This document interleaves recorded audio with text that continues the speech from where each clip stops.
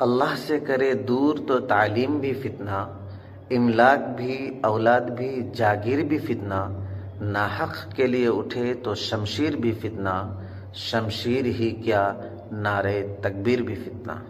السلام علیکم ورحمۃ اللہ وبرکاتہ۔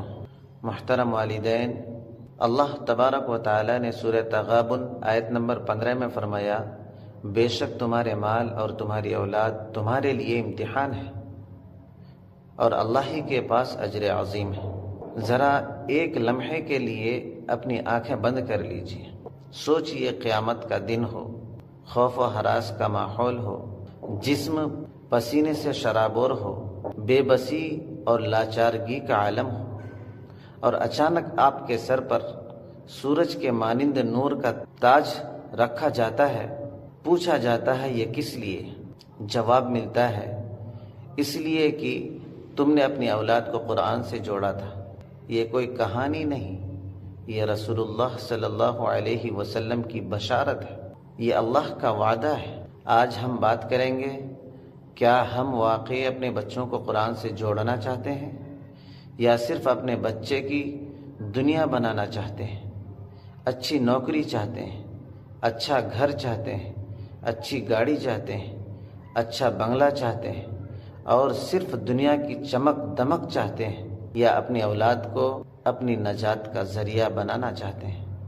اگر واقعی بچے کی دنیا کے ساتھ آخرت سنوارنا چاہتے ہیں، قرآن سے جوڑنا چاہتے ہیں اور بچے کو حافظ قرآن بنا کر اپنے آپ کو اس انعام کا مستحق بنانا چاہتے ہیں، تو ذرا ٹھنڈے دل سے سوچئے، قرآن کی عظمت اور اہمیت اپنے بچے کے دل میں بٹھانے کے لیے آپ کیا کرتے ہیں؟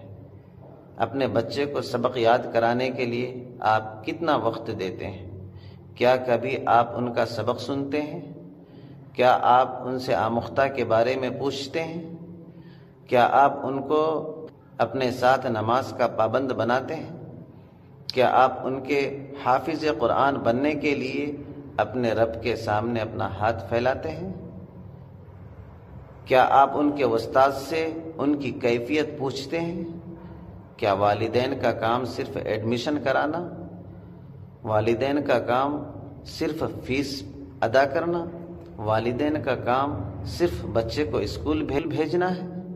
نہیں، ایسا ہرگز نہیں، بلکہ آپ کا اصل کام سب سے پہلے آپ اپنی نیت درست کریں کہ حفظ قرآن اللہ کی رضا کے لیے ہے، دنیاوی فخر کے لیے نہیں۔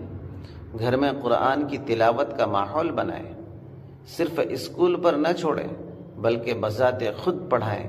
اگر ایسا ممکن نہیں ہے تو با اخلاق اور دیندار استاد تلاش کریں، روزانہ پڑھنے کا وقت متعین اور مقرر کر دیں، خود نگرانی کریں، جائزہ لیں کیا پڑھا کیا نہیں پڑھا، کیا یاد ہوا کیا یاد نہیں ہوا، استاذ کو کیا سنایا کیا نہیں سنایا۔ حوصلہ افزائی کریں، حوصلہ شکنی نہ کریں، دوسرے بچے سے اس کا موازنہ نہ کریں، خصوصی دعاؤں کا اہتمام کریں، موبائل فون اور فضول مصروفیات سے بچے کو دور رکھیں بلکہ خود اس کا عملی نمونہ بنیں۔ ماں کی دعا، ایک استاذ کی محنت اور ایک بچے کی تھوڑی سی ہمت اور کوشش مل کر ایک حافظ قرآن بناتی ہے۔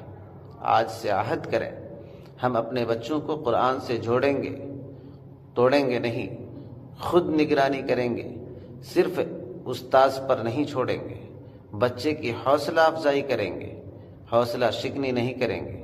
اگر یہ پیغام آپ کو اچھا لگے تو دوسروں تک ضرور پہنچائیں، تاکہ جو اپنے بچے کے مستقبل کی فکر کرتے ہیں، شاید آپ کا ایک شیئر کسی والدین کے لیے رہنمائی کا سبب بنے۔